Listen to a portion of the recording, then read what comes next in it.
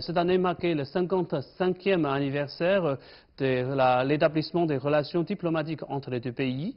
Et Nice, votre ville, est la première destination de sa visite.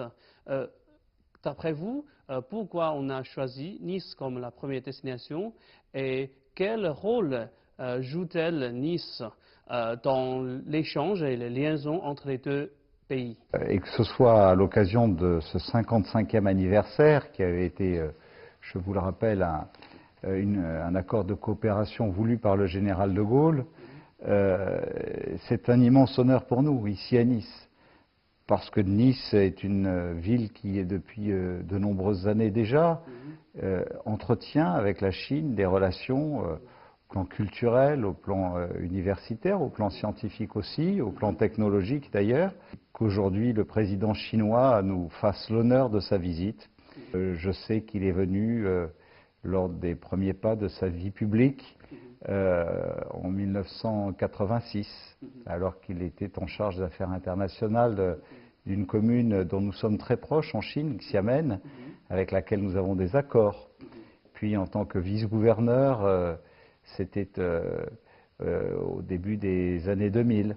Aujourd'hui, en sa qualité de président du plus grand pays du monde, c'est vraiment pour nous qui aimons beaucoup la Chine, et ça n'est pas un mot que j'utilise comme ça de manière diplomatique, je le dis avec sincérité, parce que voilà des années que je pousse mes collaborateurs, mes adjoints, les représentants du monde de l'économie, du monde culturel, à entretenir de grandes relations au nom de notre cité, avec de nombreuses villes en Chine, avec le peuple chinois, avec tous ces savoir-faire qui ne cessent de nous éblouir et dont nous avons tant de leçons à tirer.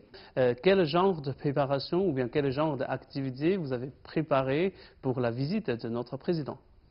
Recevoir le président chinois, c'est donner envie à chacun de lui témoigner vraiment notre amitié et à travers lui à tout le peuple chinois, à la fois notre respect, notre admiration, notre envie de regarder l'avenir dans un monde de paix ensemble.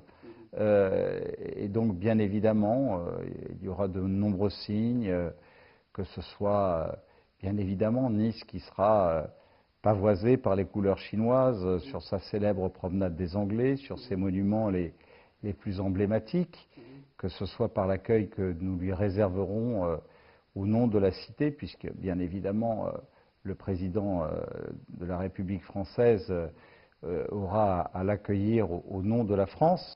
Depuis quelques années, notre président a lancé l'initiative La ceinture et la route, appelée en France la route de soie. Quel est votre commentaire sur cette initiative? J'en suis convaincu.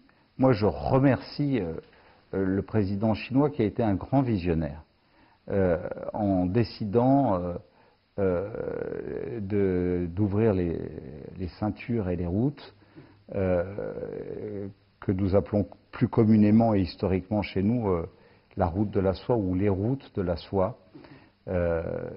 C'est forcément un geste tourné vers l'Europe, tourné vers la France.